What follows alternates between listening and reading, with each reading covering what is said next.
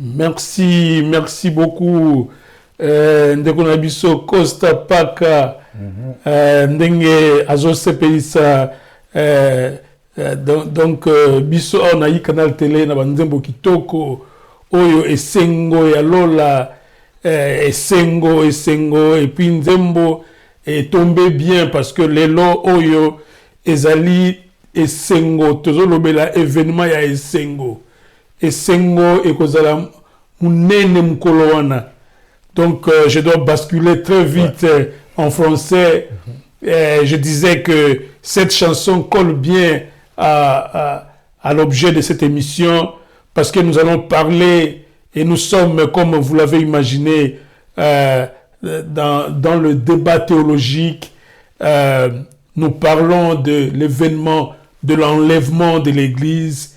Et donc, le serviteur de Dieu est là pour aussi, après le bishop Christopher, que vous avez suivi en 2 épisodes, le serviteur de Dieu Gabi Kitoko se pointe aussi pour faire aussi quelques épisodes parce qu'il a un plan, parce que vous voyez, lui c'est un enseignant, il ne vient pas ici dire des choses au hasard, lui il veut venir avec des précisions, alors on lui a donné le temps de venir exposer et d'y aller mollo jusqu'à ce qu'il épuisera sa démonstration sur l'enlèvement, qui est un grand événement, un événement tant entendu par l'Église.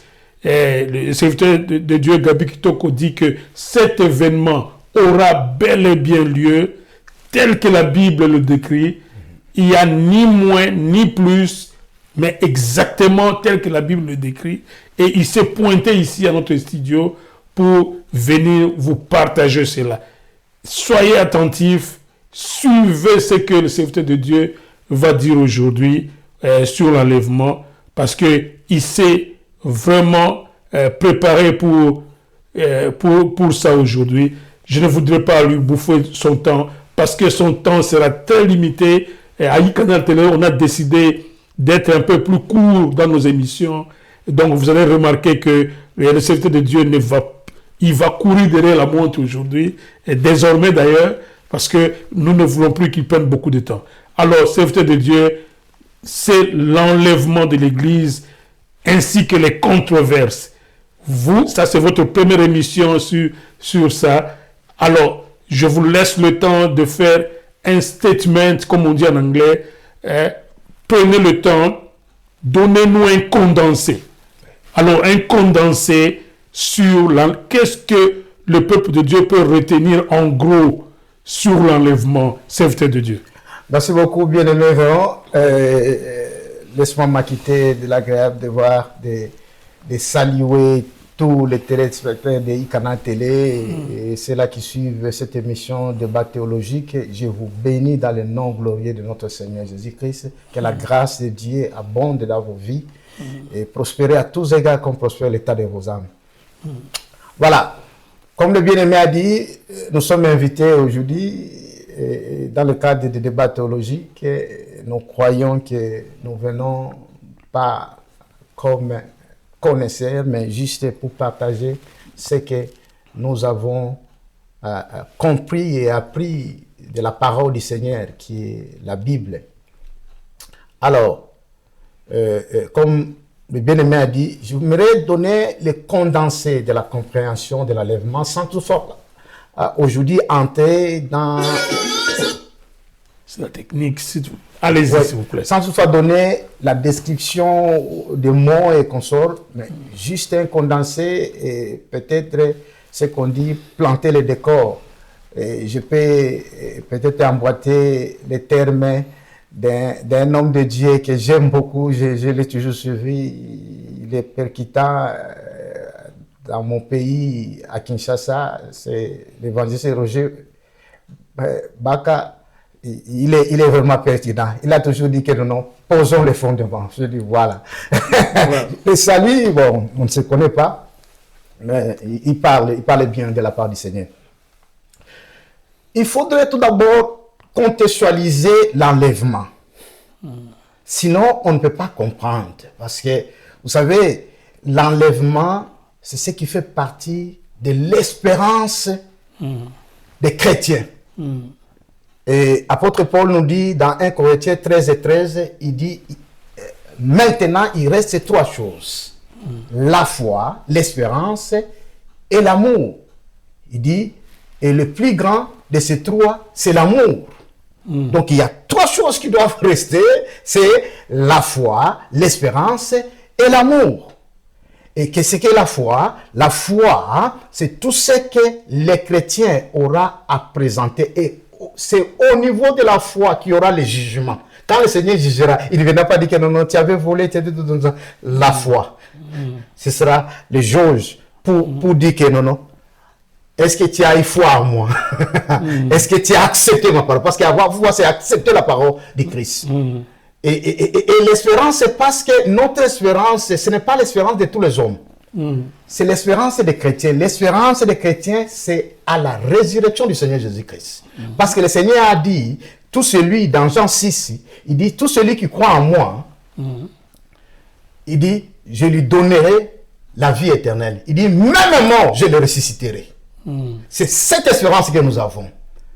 Et c'est cette espérance-là qui l'événement de l'enlèvement, je ne parle pas tout de l'avènement, l'événement de l'enlèvement vient concrétiser cette espérance que les chrétiens ont. Et puis, vous avez l'amour parce que nous professons notre foi dans l'amour. C'est-à-dire que nous prêchons cette bonne nouvelle dans l'amour pour montrer aux autres que vous devez éviter parce qu'il y a un temps où il y aura les jugements et le Seigneur les tranchera. Mais pour éviter les jugements, vous devez être de la famille du Christ. Et c'est dans la famille du Christ que vous faites partie, qu'on appelle Église, vous faites partie de son corps et son corps sera avec lui. Et pour comprendre cet événement, j'aimerais bien vite qu'on puisse regarder 2 Thessaloniciens. L'enlèvement, vous voulez dire? Oui, l'enlèvement. Oui. Pour comprendre d'abord l'enlèvement, parce que il y a d'abord, l'enlèvement, c'est quoi? Vous n'avez pas une explication brève? Non, je préfère bien revenir avec l'explication de l'enlèvement, mais démontrer d'abord, parce qu'il y a beaucoup de gens qui confondent l'enlèvement et l'avènement.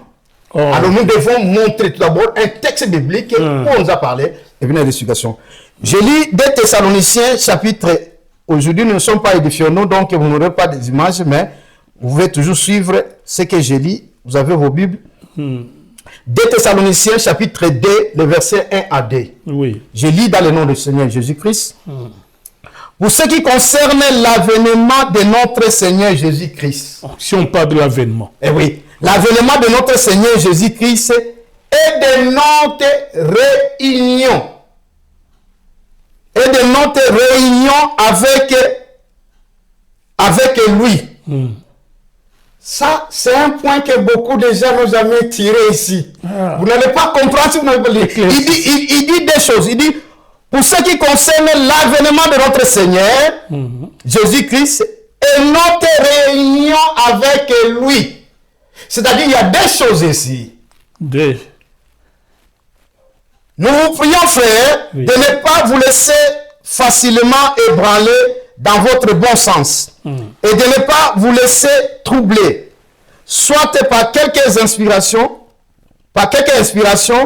ou soit par quelques paroles, ou par quelques lettres qu'on dirait venir de nous, comme si le jour du Seigneur était déjà là. Voilà. Ici, c'est là où tout commence. C'est-à-dire, ici, l'apôtre Paul, pour ceux que nous sommes en train de... il a séparé l'avènement avec la réunion. C'est-à-dire, je parle d'autres dire rassemblement. C'est-à-dire que nous étions unis, mais nous allons nous réunir encore. C'est ça le terme, les réunions. Alors, c'est en dehors de l'enlèvement. Non, c'est le mot réunion ici, là où intervient l'enlèvement. Mais vous voyez qu'il y a l'avènement et la réunion.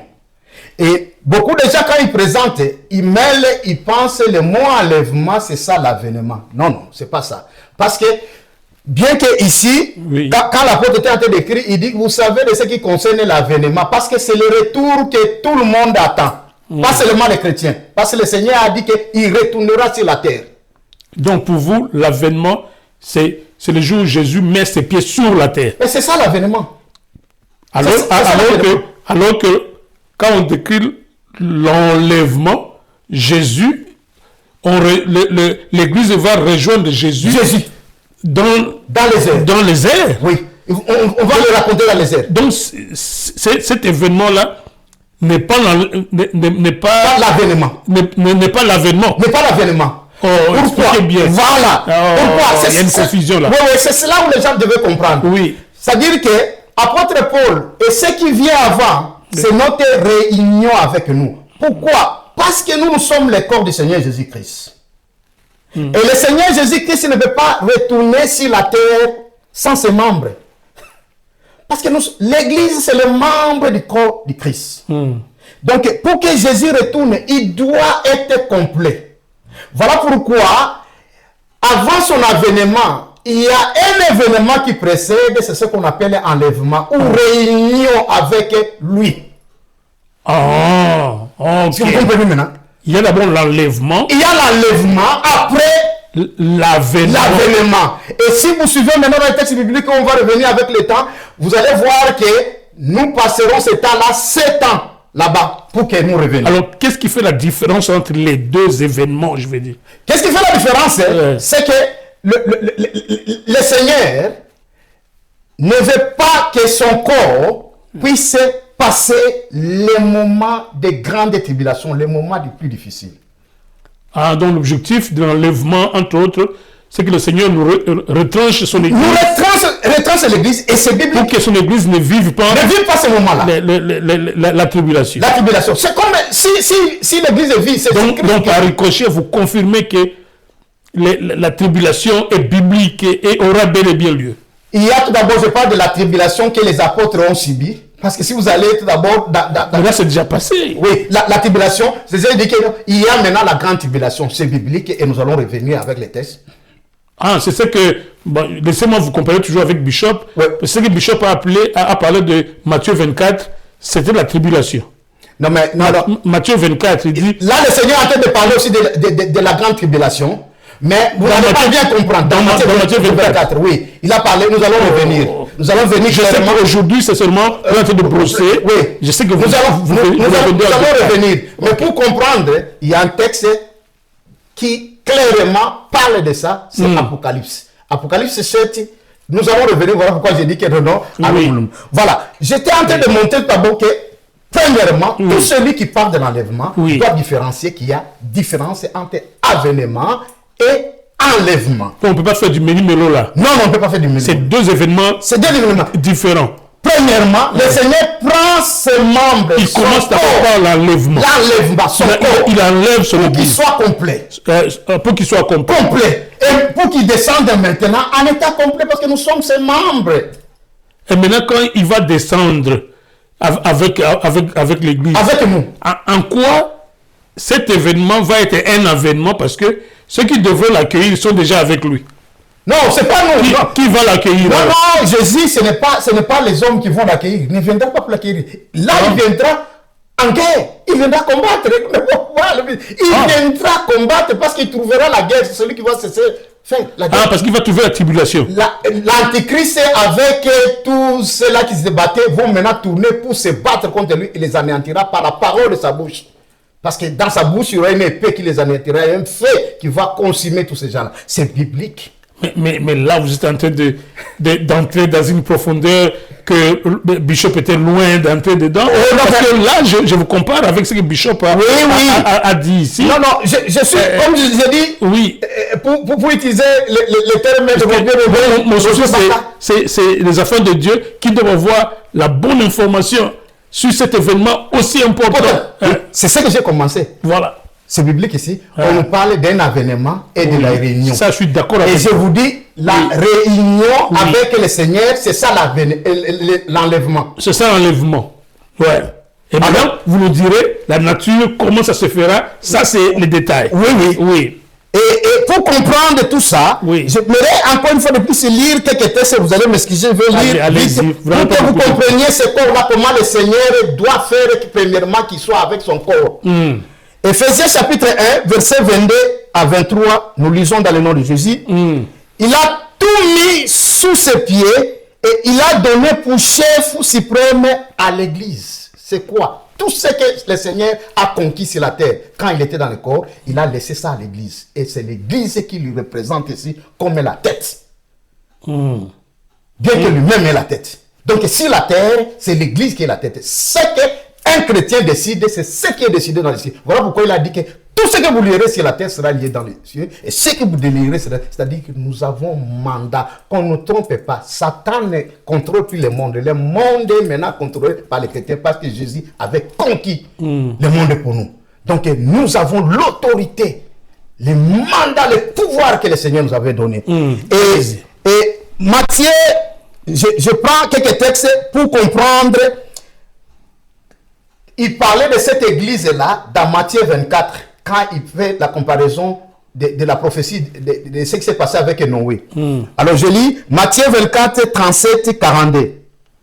Ce qui arriva au temps de Noé arrivera de même à l'avènement du Fils de l'homme.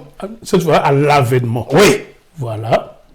Car dans les jours qui précèdent le déluge, les hommes mangeaient et buvaient, se mariaient et mariaient leurs enfants, jusqu'au jour où Noé entra dans l'arche. Et il ne se détournait de rien, jusqu'à ce que le déluge vint et les emporta tous. Il en sera de même à l'avènement du Fils de l'homme. Alors, des deux hommes qui seront dans les champs, l'un sera pris et l'autre laissé. Des deux femmes qui moudront à la main, l'une sera prise et l'autre laissée. Écoutez les termes qui sont utilisés là. Oui. Pris et laissé. Pris et laissé. Pris et laissé. Allons-y, je vais vous donner une petite. Et veillez donc, puisque vous ne savez pas quel jour votre Seigneur viendra. C'est qu'il a promis. Ici, on est à l'avènement. Oui. Et vous avez dit que l'avènement n'est pas l'enlèvement. Non. Quand on parle de prix là, oui. Ça, c'est pas l'enlèvement? Oui. Non, maintenant je vais donner l'explication. Oui. Parce que si vous lisez le texte, le Seigneur est tenté de dire de l'avènement. Voilà pourquoi, quand vous voyez dans la chronologie ici, que le Seigneur est en train de donner, vous ne voyez pas lui utiliser déjà l'enlèvement. Mais je vais vous montrer maintenant l'enlèvement en comprenant ce texte-là. Quand il commence avec Noé, il dit que quand Noé était en train de construire l'arche, il demandait aux gens que non, écoutez, vous devez vous détourner de vos mauvaises voies. Il y a un déluge qui vient, vous devez vous sauver. Tout le monde est rié. Il disait les gens buvaient et mangeaient. Parce que il ne croyait pas ça. Il ne croyait pas. Et là, le Seigneur t'a dit que non. Et ça, au moment de l'avènement, il a comparé avec cette histoire de Noé. Il y a deux étapes avec Noé. Il dit, il y a eu tout d'abord entrer dans l'arche. Oui. Comprenez? Oui. Et le déluge. Ce n'est pas le moment d'entrer dans l'arche que le déluge est arrivé. Il y a eu un temps encore. Maintenant, pour comprendre comme l'apôtre Paul a dit ici, il dit que l'avènement du Seigneur est la réunion avec lui, c'est-à-dire s'unir avec lui, se réunir avec lui. Ça, c'est l'enlèvement. Oui, c'est l'enlèvement. Maintenant, je vous montre l'enlèvement ici, dans l'explication de Noé. Dans l'explication de Noé, il y a aussi l'enlèvement. Oui, ici, il est tenté de dire, il dit ceci. Oui. Il dit, quand il arrivera, ce qui arrivera du temps de Noé, arrivera de même à l'avènement du Fils de l'homme. Oui. Il n'a pas dit que quand ils entraient dans l'arche, c'est ça l'avènement du Fils de l'homme. Tout est tenté de décrire. Il dit que non, veillez, parce que vous ne savez pas quand le Seigneur viendra. Oui. Maintenant, je donne maintenant l'explication pour comprendre, parce que beaucoup de gens ne comprennent pas. C'est un texte, vous devez être inspiré pour comprendre cela. Oui. Qu'est-ce qui s'est passé? Quand Noé, on dit qu'il y avait seulement 8 personnes qui sont entrées dans l'arche. Oui.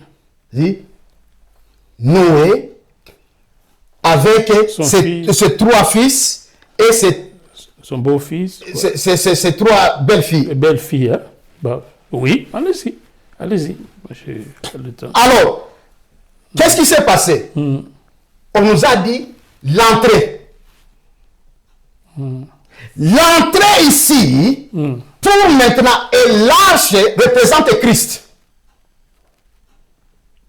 Dans l'explication maintenant, spirituelle de l'arche, qui représentait Christ et qui a protégé. C'est dans l'extrapolation. Dans l'extrapolation, oui, mais c'est ça, c'est pas l'extrapolation, c'est ça l'explication de l'arche. Jésus dit que non, il est le tabernacle vivant. Oui. C'est ça l'arche qui, à ce temps-là, avant le tabernacle qu'il a donné à Moïse, c'était l'arche. C'est-à-dire, tout ce qui était dans l'arche ne pouvait pas périr. Mais ceux qui étaient hors l'arche sont péris.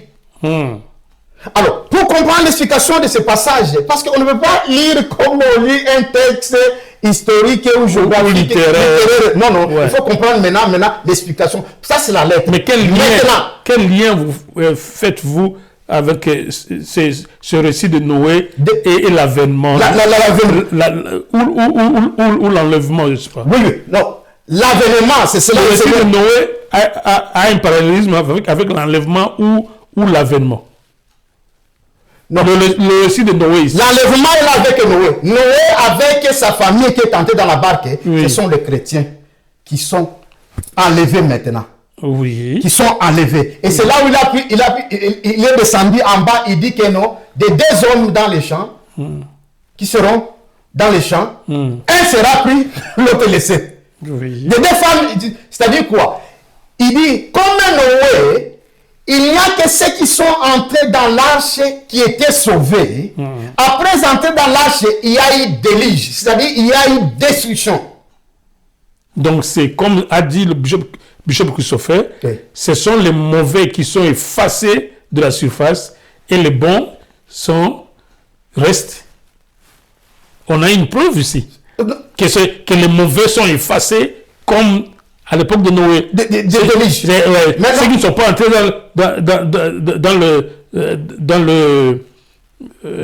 dans l'arche ont péri. Exactement. Ils ont péri et puis maintenant, Noé et les autres là, les 8, en tout cas ils ont... L'esprit de la lettre, c'est ce qui symbolise maintenant les chrétiens. Il faudrait tout d'abord que nous entrions dans l'arche. C'est-à-dire que l'Église doit rentrer en Christ. Mener une vie normale. Non, pas mener une vie. C'est-à-dire que nous allons monter. C'est la tomate qui va nous enlever. Oui. Quand nous sommes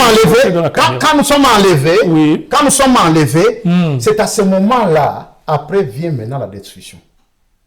Parce que quand l'Église quittera, il restera 3 ans et demi et ça va commencer le moment le plus difficile. Parce que c'est ça l'explication que le Seigneur t'a donnée. Il dit que lorsque Noé et ses enfants sont entrés dans l'arche, il dit après quoi vient le déluge. Le déluge. Donc quand l'Église sera enlevée, après quoi vient la tribulation.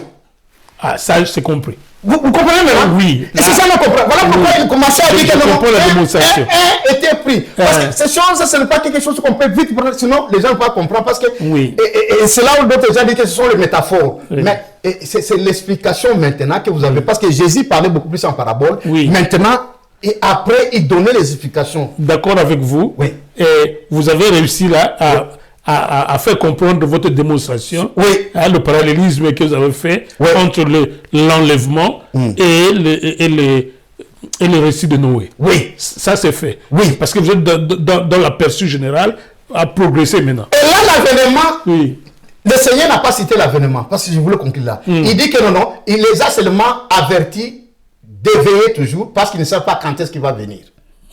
Parce que l'avènement, il doit fouler maintenant ses pieds. C'est quand il viendra. Parce qu'il a promis là. Je crois qu'il a terminé à dire que je viendrai. Quand il viendra, c'est pas connu. Non. Mais la durée, vous dites qu'il viendra avec la cohorte de l'église. Non, là nous sommes déjà, c'est-à-dire qu'il parlait à tous les hommes. Après avoir pris, comme il a dit, comme Noé a pris sa famille, quand sa famille est entrée, c'est fini. C'était le déluge maintenant. C'est-à-dire que lorsque l'Église sera enlevée, c'est maintenant le moment de grande tribulation et ça va maintenant suivre avec son retour. Avec son retour. Et son retour, il va venir maintenant avec ceux-là qu'ils ont pris. Quand Noé est descendu de l'arche, quand après les délices, il est descendu avec toute sa famille, non? Oui. Avec tous les oiseaux, tous ceux qui sont entrés là-bas, tous sont sortis maintenant. C'est pareil avec le Seigneur. Il viendra avec... Il viendra avec tous ceux qui étaient dans l'arche. Si vous faites comprendre. Oui. C'est-à-dire que ceux-là qui sont montés, enlevés avec lui, Oui. il va retourner avec eux. C'est une grande image. C'est ce que j'appelle l'extrapolation. Oui. C'est une extrapolation.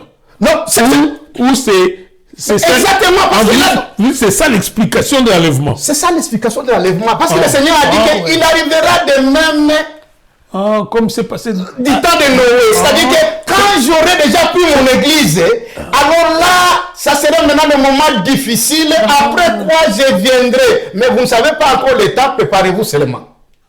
Ah, Vous comprenez maintenant? pour la première fois, je vois cette connexion-là. Voilà. Oh, merci pour la connexion. Voilà. Merci pour la connexion. Voilà. Si vous n'avez pas cette compréhension, vous n'allez pas comprendre le texte. Vous allez trouver le Seigneur tenter de parce que c'est un texte. Et nous allons venir dans le détail dans Matthieu 24 pour montrer. Parce qu'il répondait à 3 questions. C'est pourquoi le Seigneur a fait cette comparaison. Cette comparaison. Avec les gens se mariaient leurs enfants à l'époque de Comme Noé. ici, on nous dit non, vous avez toujours dit Jésus va revenir. Laissez-nous nous on est en train d'enjoy et tout ça. Mais le signe que les a dit, il dit que quand vous verrez l'église enlevée, quand vous verrez Faites attention. Noé et ses enfants entrés dans l'arche, c'est fini.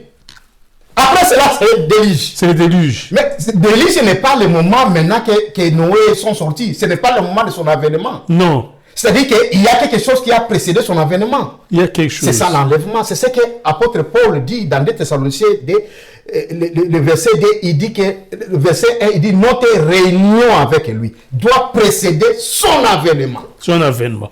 Alors, vous n'avez pas vous parler de cette réunion. Si... Non, je vais descendre parce que je suis en train de donner le condensé. Brossez votre... Oui. Et si vous voulez comprendre, il a averti une église qui, dans l'Asie mineure, à ce temps-là, que l'apôtre Paul a vu, qui s'appelait Philadelphie, parce que c'est l'église qui était dans la parole, ne s'écartait pas de la parole. Qu'est-ce que le Seigneur a dit? Il dit, dans Apocalypse chapitre 3, le verset 11, je lis dans le nom de Jésus, « Je viens bientôt.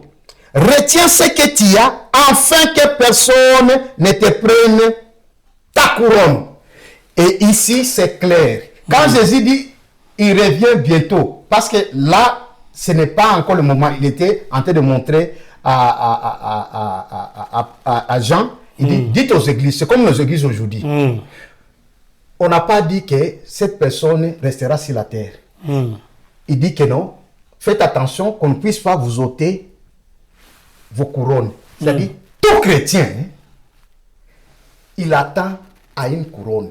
Et nous devons faire attention. Il y a des chrétiens qui monteront sans, qui ne reçoivent pas les couronnes. Couronne, c'est le mérite que le Seigneur dit que non, tu as travaillé comme il se doit. Mais alors que tu es chrétien, tu seras là, il dit que non. Toi, sans chapeau, sans poids, il dit que non.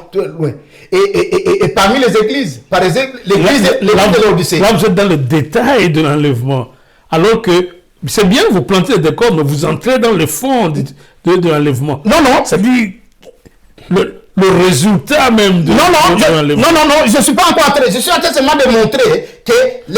Parce qu'il y a une polémique autour de l'enlèvement lui-même. Je pensais que vous alliez aborder ça pour que l'Église va rejoindre Jésus-Christ dans les airs. Je suis en train de partir parce que c'est le plan qui est... Mais c'est le temps qui va... Je vais vous laisser le temps de développer. Non, je ne vais pas développer. Je vais brosser et là, il y aura une petite conclusion pour montrer. Alors, allons vite. Je vais prendre aussi Apocalypse chapitre 1, verset 7. Pour montrer que réellement maintenant, lors de son retour, de son avènement, il ne vient pas seul. Il vient avec nous. Là, je suis en train de prendre, parce que ce sont ces points-là que je vais maintenant développer dans les détails. Je suis en train de montrer ces points. Ici, j'ai parlé tout d'abord, j'ai montré que l'événement de Noé, Jésus compare, c'est ça l'enlèvement. Il dit que non, je veux m'unir. Parce que là, je représentais Christ. Et nous, comme Église, nous allons maintenant être un avec lui. Parce que nous sommes le corps du Seigneur. Nous allons maintenant être un avec lui. Ça, c'est entendu. Et Et apôtre Jean nous dit dans 1 Jean, Apocalypse chapitre 1, verset 7, voici, il vient avec les nuées. Voici, il vient avec les nuées. Pas il vient dans les nuées. Il vient avec les nuées. Avec les nuées. Et les nuées, c'est nous maintenant, parce que nous sommes maintenant en esprit. Oui. Et tout est les verra. Et là, ce n'est pas nous, c'est maintenant le monde. C'est à ce moment-là qu'il va fouler ses pieds sur la terre. Je suis en train de le présenter. J'ai présenté l'enlèvement. Avec l'église. Avec l'église. Maintenant, il vient avec l'église et tout est le verra.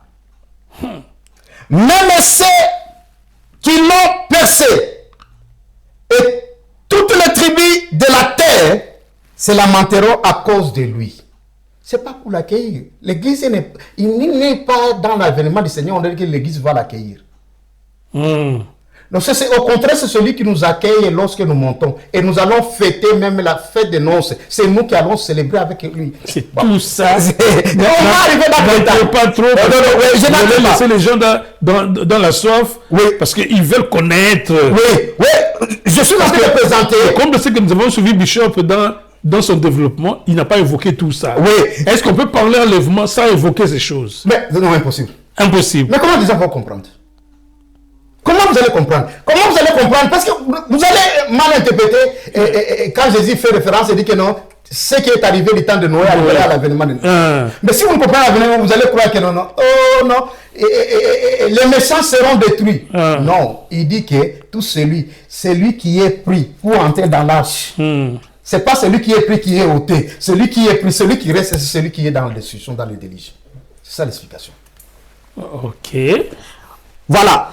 Je vais aussi donner un texte de l'apôtre Paul, dans Colossiens chapitre 3, verset 4, qui démontre que, encore une fois de plus, nous reviendrons avec lui. Là, je parle maintenant de l'avènement. Je suis en train juste de donner les idées. Oui. Dans l'enlèvement, j'ai commencé avec l'enlèvement, je commence à son retour. Oui. Et puis, je vais parler de quel et puis je vais clôturer. Colossiens chapitre 3, verset 4, je lis dans le nom de Jésus.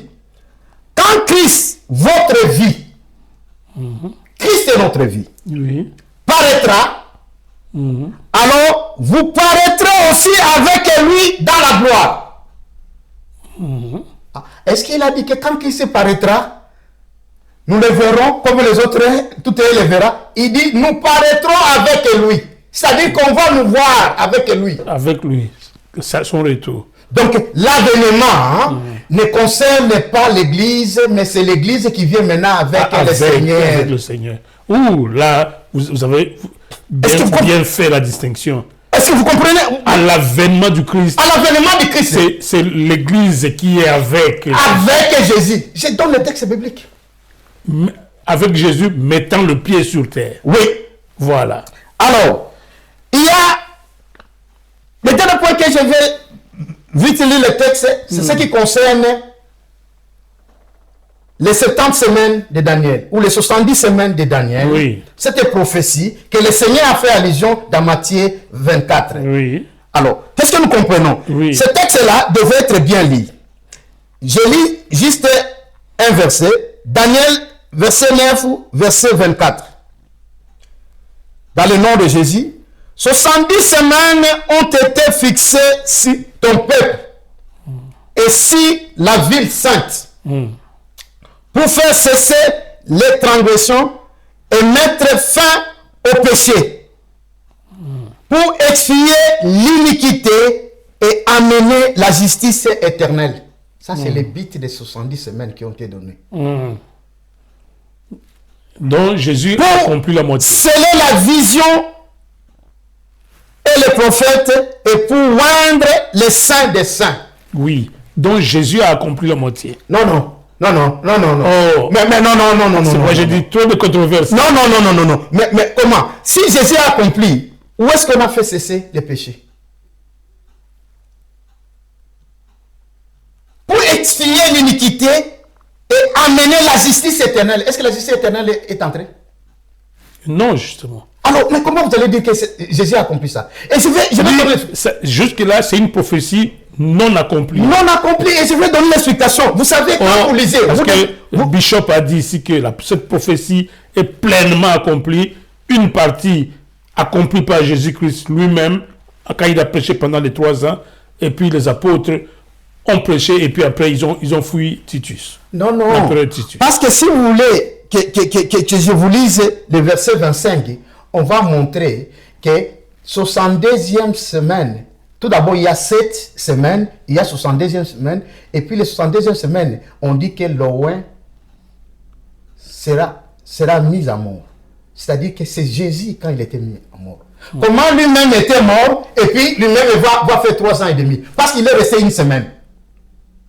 C'est quand même.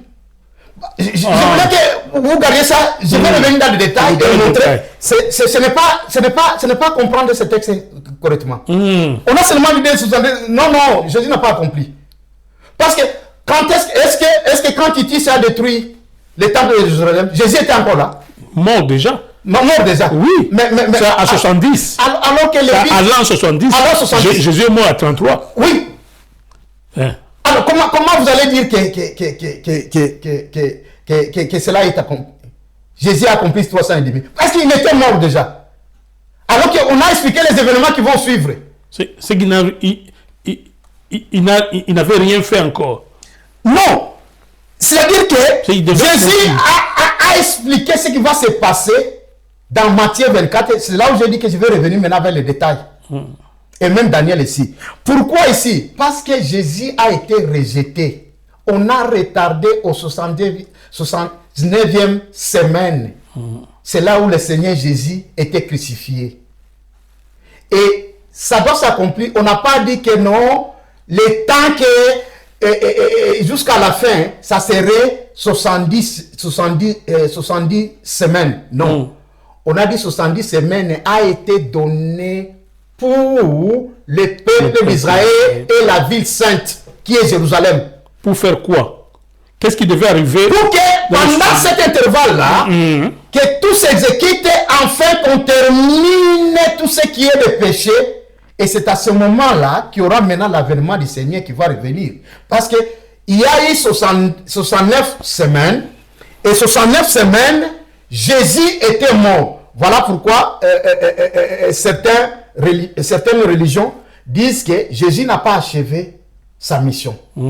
Il va retourner pour achever sa mission. Non, il a achevé pour une catégorie. Parce que nous, les chrétiens, il a ôté les péchés, il nous a mis à part. Souvenez-vous, Jésus a dit, vous êtes dans le monde, vous n'êtes pas dans ce monde. Mais le reste du monde, parce que les Juifs qui sont venus, l'ont rejeté. Et Jésus l'a dit pour confirmer que jusqu'à ce qu'il reviendra, que c'est le moment de l'expiation de l'iniquité. Et la justice éternelle sera bâtie. Mais dit que s'il l'avait accompli, alors la justice éternelle devait déjà régner. Alors là, ce n'est pas comprendre cette prophétie de Daniel. Voilà. Puisque ce n'est qu'une introduction, vous reviendrez. Alors, oui, je reviendrai. Une conclusion pour cette grande introduction. Pour que je fasse, je veux que les téléspectateurs nous suivent et comprennent ce texte. Oui. Vite, je vais le lire et maintenant donner le résumé et là je m'arrête. Allez-y. Luc 19, verset 41 à 44, je lis dans le nom de Jésus.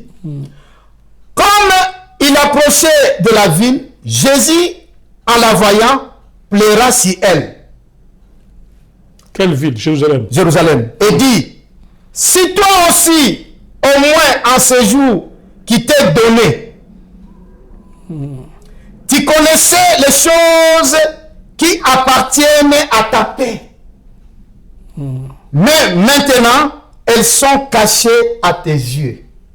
Il viendra sur toi des jours où tes ennemis t'environneront, des tranchées, t'environneront et te serreront de toutes parts. Ils te détruiront, toi et tes enfants, au milieu de toi. Et ils ne laisseront pas en toi pierre sur pierre, parce que tu n'as pas connu le temps où tu as été visité. Ça, c'était la déclaration de Jésus. Quand il est entré à Jérusalem dans sa gloire là, il plaira tout d'abord parce qu'il savait pas que c'est le moment, il fallait qu'on l'accepte pour que les 70 semaines s'accomplissent. Mais ils ont refusé de dire que voilà, c'est caché, mais malheur va continuer. Parce que il n'avait encore rien fait. Jésus, sur les 70 semaines là, il n'avait encore rien fait. C'est ça. Avant de mourir. Non, là il était à 79e semaine. Ah. Ça, c'est vers sa mort maintenant ici. Donc, Jésus-Christ a accompli une bonne partie. Non, mais il n'a pas accompli. C'est parce que 69e semaine, oui. Il reste une semaine. Et une semaine a 7 ans. Ok. C'est le 7, il fallait qu'il accomplisse. Et s'ils l'ont accepté comme Christ, Israël, on n'aurait pas le temps. C'est-à-dire que Jésus allait réellement établir maintenant le royaume. Tout Israël allait se convertir et il ne pouvait pas. Parce que c'est ce qu'il est en train de dire. Parce que vous n'avez pas si ce qui est pour votre père. Maintenant, vous allez me crucifier. Je vais mourir. Ça va retarder. Parce que depuis que Jésus est mort, il y a maintenant 2000 combien 2026. Yeah. Donc, moins 33 ans. Donc, 1000 et quelques. Oui. Alors que si nous allons dans les 70 semaines, ou 70 semaines pour les francophones, oui. Donc ça ne pouvait pas s'accomplir. Ok. Alors, Jésus, on va comprendre dans les détails. Dans les détails. Oui. Et maintenant, dans Matthieu 21, 43, où le Seigneur est tenté de le dire maintenant, pour le confirmer maintenant, que oui. je pars jusqu'à ce que je lui dis que non. Je lis dans le nom de Jésus. C'est pourquoi je vous le dis, le royaume de Dieu vous sera enlevé et sera donné à une nation qui en rendra les fruits. C'est à ce moment-là, parce qu'ils ont refusé, il a donné à l'église, nous les chrétiens. Il a dit que non. Maintenant, il a créé ce royaume-là, qui est Christ, que nous sommes dans ce monde, nous ne sommes pas le monde. Ecclésie. Oui. Voilà. Et maintenant, où est-ce qu'il y a la promesse que maintenant, une fois que Jésus a déjà fait ce verdict-là, que le royaume des cieux vous sera enlevé et donné à un autre peuple, mais où est-ce qu'il s'est dit qu'il doit encore revenir au peuple d'Israël? Parce que cette affaire des sionistes ici, ils disent que Jésus doit revenir en Israël, où tout Israël va se convertir et accepter Christ. Oui, non, Zacharie, je vous donne le texte. Très rapidement, parce que je vous donne le texte. Nous fassions... Zacharie 12, 10 à 11, et puis je vais lire aussi Zacharie 14, pour comprendre. Tout d'abord, pour montrer que je sais que l'intervenant que vous avez reçu avait dit que cette prophétie était accomplie. Non, ce n'était pas accompli. C'était pas accompli. Oui. Parce qu'Israël était converti. Je lis dans le nom de Jésus. Ouais. Zacharie chapitre 12, verset 10 à 11. Pour être accompli, Israël devait être converti. On va lire ce qui est. Allez-y, parce que moi, alors, je répandrai sur la maison de David et sur les habitants de Jérusalem un esprit de grâce et de supplication, et ils retourneront le regard vers moi, celui qu'ils ont percé. Ils retourneront le regard qu'ils ont percé. Mais dans Jean 19, c'est le moment qu'ils l'ont percé. Mais ici, maintenant, quand il reviendra, c'est cela qu'ils vont maintenant retourner. Mais on ne peut pas dire que c'est accompli pendant qu'il était à la croix. C'est seulement cette prophétie, réellement, c'est accompli parce qu'il a été percé. Maintenant, quand il reviendra, ils vont le reconnaître parce qu'ils l'ont percé. Pour dire que non, c'est fini déjà. Ce que là, il y a Zacharie, c'est que Jésus est déjà retourné. C'est ce qu'apôtre Paul était en train de dire que ne vous soyez pas troublés des gens qui croient que Jésus est déjà de retour. Et ça ne date pas d'aujourd'hui. Il y a des gens qui disent que Jésus est déjà retourné, c'est fini, vous êtes en retard. Alors qu'il dit qu'ils retourneront les gars vers moi, celui qu'ils ont percé, et ils plairont si comme on plaire si un fils unique. Ils plairont amèrement si lui, comme on plaire si un premier-né. Verset 11. En ce jour-là, le deuil sera grand à Jérusalem comme le deuil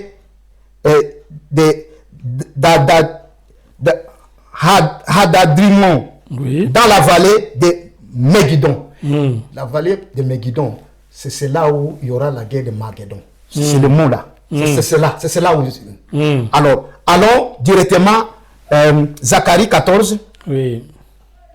Il dit, verset 1, voici le jour de l'Éternel arrive. Ici, on appelle même l'Éternel. On appelle, pour dire quand nous disons que non, Jésus, c'est lui l'Éternel. Il dit, voici le jour de l'Éternel arrive. Et tes dépouilles seront partagées au milieu de toi. Je rassemblerai toutes les nations pour qu'elles attaquent Jérusalem. La ville sera prise, les maisons seront pillées et les femmes violées. La moitié de la vie ira en captivité, mais le reste du peuple ne sera pas exterminé de la ville. L'Éternel paraîtra, il combattra ces nations, comme il a combattu au jour de la bataille.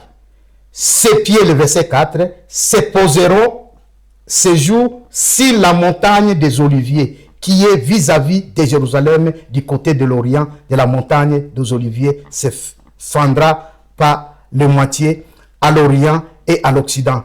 Et il se formera une très grande vallée, une moitié de la montagne reculera vers le septentrion et une moitié vers le midi. Il dit, il foulera les pieds où? Au Mont Sion. Mais si on dit que cette prophétie s'est accomplie, quand est-ce que l'Éternel est venu combattre Israël? Parce que le moment de Titus, on dit que non, le moment de Titus s'est accompli. Est-ce que l'Éternel a combattu contre Titus? L'Éternel était déjà mort.